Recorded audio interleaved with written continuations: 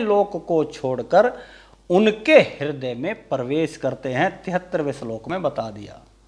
हरिरपि निज लोकम सर्वथा अतो विहाय परविशति हृदय तेषाम भक्ति सूत्रोपनदा।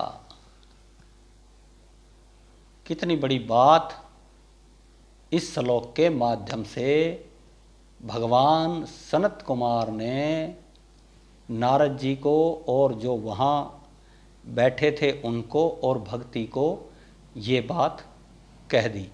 देखिए एक बात मैं आपको समझा दूं कि ये जो मुनि और ऋषि के जो वृत्तांत अभी तक समझाए गए, जो बताए गए, ऋषि कौन हैं?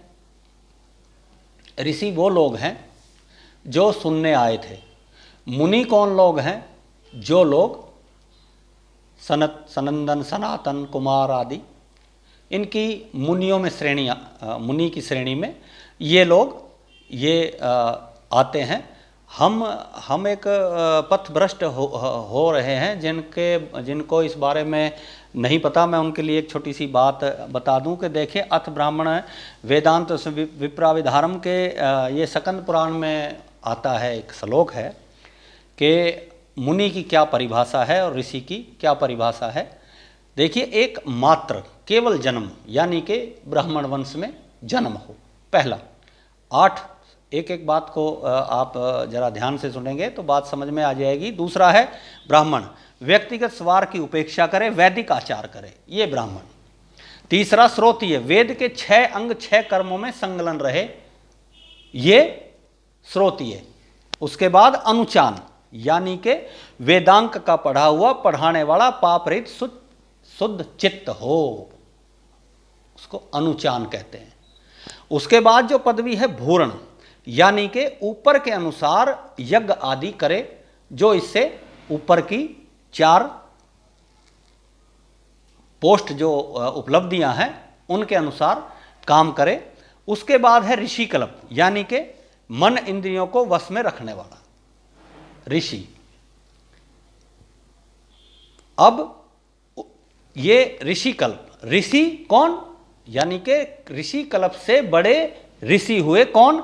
किसी प्रकार का संदेह नहीं, सत्य प्रतीक, कोई ऐसा कोई किसी तरह का कोई संदेह नहीं अंदर जहन में, अपने अंतःकरण में, और सत्य प्रतीक हो, जो बात कहनी है सत्य कहनी है।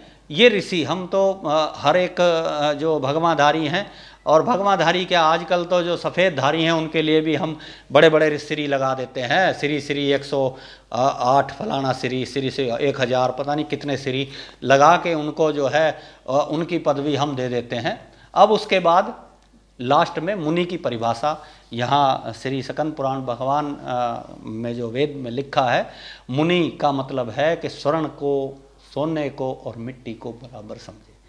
यानी कि 8 सीढ़ियाँ चढ़ के 7 सीढ़ियों के बाद ऋषि और 9वीं सीढ़ी पे मुनि बनता है। इसीलिए सनत, सनंदन, सनातन, सनत कुमार के लिए मुनि लिखा गया है और नारद जी के लिए ऋषि लगाया गया है। हाँ, ऐसा नहीं है कि वो भी भगवान है, वो भी भगवान है। ये बात आगे बताई जाएगी कि वो किस तरह के भगवान हैं और ये किस तरह के भगवान हैं। ये हमारे जो आज का वृत्तांत था, तीसरे अध्याय पे विराम हम करेंगे यहाँ। इसके अंदर 73 श्लोक का वृत्तांत जो है आज किया गया है। आपको बहुत बहुत श्रीमद् भागवत कथा का मंगलमय प्रणाम।